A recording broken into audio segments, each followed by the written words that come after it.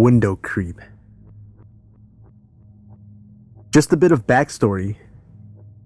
I'm a 23-year-old woman, and I have bad sleeping problems, and live in a pretty shitty part of town where I live by myself in a small one-bedroom flat. For the last few months, there's been whisperings and talks of people seeing a shabby-looking man sneaking around near some houses about 6 roads up from me. I haven't really thought anything of it, as my next-door neighbor is more of a night person, and the old lady above me has 2 dogs who so much as bark at a cat in the gardens. That is, until a few weeks ago. As I said before, I have sleeping issues. Not exactly insomnia, but my body clock's a little fucked up. I can't get to sleep till early hours of the morning. Anyway, a few weeks back, I was laying in bed reading an ebook on my tablet. I didn't have any lights on, apart from the fairy lights entwined between the bars of my headboard. It was a pretty hot night, so I had the little window open that was next to my bed. It's a weird layout. I have one medium sort of sized window that takes up the whole left side. The bottom right is just plain glass, and the top right is a tiny window that opens all the way out, but it's about the size of a standard book. So I'm laying there reading when I start hearing a vibrating noise from outside, like from someone's phone. I pulled back the curtain and looked out. Nothing. It was pitch black outside. So I ignored it and went back to my book. At around 4 a.m., I was starting to get sleepy, so I pulled up the window and started getting comfy and ready for sleep. That's when I hear it again.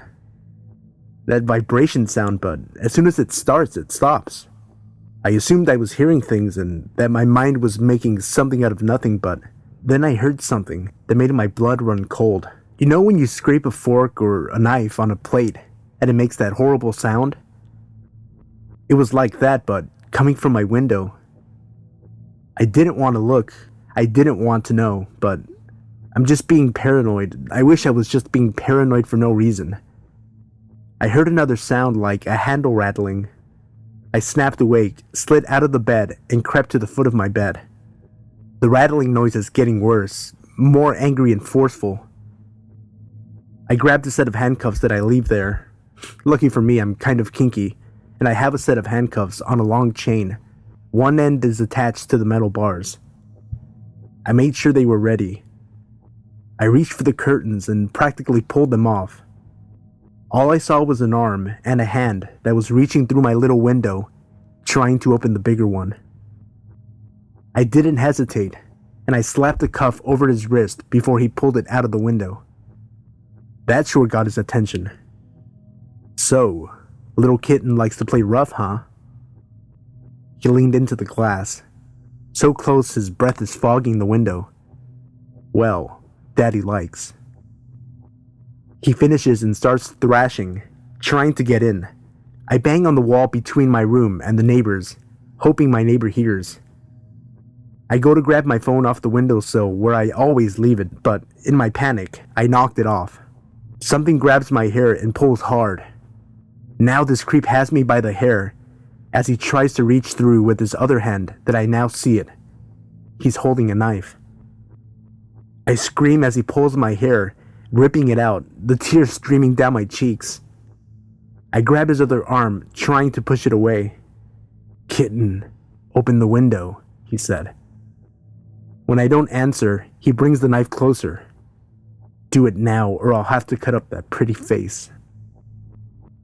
The dogs upstairs are going mad, and I scream again, trying to pull away. He pulls his other arm and smashes my head against the window. And that's when it happened. My neighbor barrels through the garden and almost tackles him to the floor. I say almost because he's still cuffed through my window. I run out through the kitchen to the back door, screaming for him to stop, and eventually he does. It turns out the old lady upstairs called the police and then called my neighbor after that. When she told my neighbor what she heard, he came rushing home. The one night he was out partying. The police came and did their business and called the paramedics for me and the creep. I had to go to the hospital and I got my head sorted. I split my head open pretty bad when he smashed it, and ripped me a bald spot where my hair and skin was.